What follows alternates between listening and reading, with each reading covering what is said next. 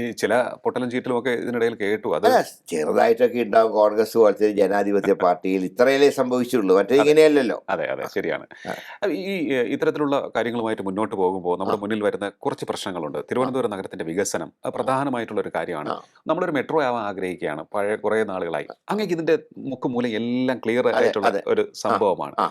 ഒരു ഒരു ഒരു ഒരു ഒരു ഒരു മാസ്റ്റർ സ്ട്രോക്ക് പോലെ എന്തെങ്കിലും മുന്നോട്ട് വയ്ക്കാനുണ്ടോ? കാരണം ഈ തദ്ദേശ തെരഞ്ഞെടുപ്പിനെ കുറിച്ച് മാത്രമല്ല, ഞാൻ ആ. നിയമസഭാ തെരഞ്ഞെടുപ്പ് കൂടിയുണ്ട് മുന്നിൽ. എല്ലാം ചേർത്ത് ഞങ്ങൾ പല അതായത് കുറച്ചൊരു മോഡേൺ ആയിട്ടുള്ള ചില വിഷയങ്ങൾ കൂടെ ഞങ്ങൾ മുമ്പിൽ അവതരിപ്പിക്കുന്നുണ്ട്. അത് മിക്കവാറും ഞങ്ങളുടെ കോർപ്പറേഷൻ ഓഫീസ് മാർച്ചുണ്ട്. ഇപ്പം ഉം, ഉം. എൻ്റെ നേതൃത്വത്തിൽ വാഹന പ്രചരണ ജാഥ നടക്കുകയാണല്ലോ. അതെ, അതെ. അത് 11-ാം തീയതി സമാപിച്ചു കഴിഞ്ഞാൽ 12-ാം തീയതി KPCCയുടെ പരിപാടിയുണ്ട് സെക്രട്ടേറിയറ്റിലേക്ക്, ശബരിമല ആ, സ്വർണ്ണക്കൊള്ളയ്ക്കെതിരെ.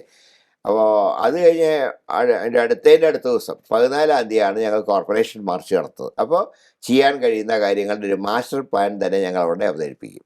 ഓക്കെ. ആ സമയത്ത് അത് പുറത്തുവിടും. തീർച്ചയായിട്ടും.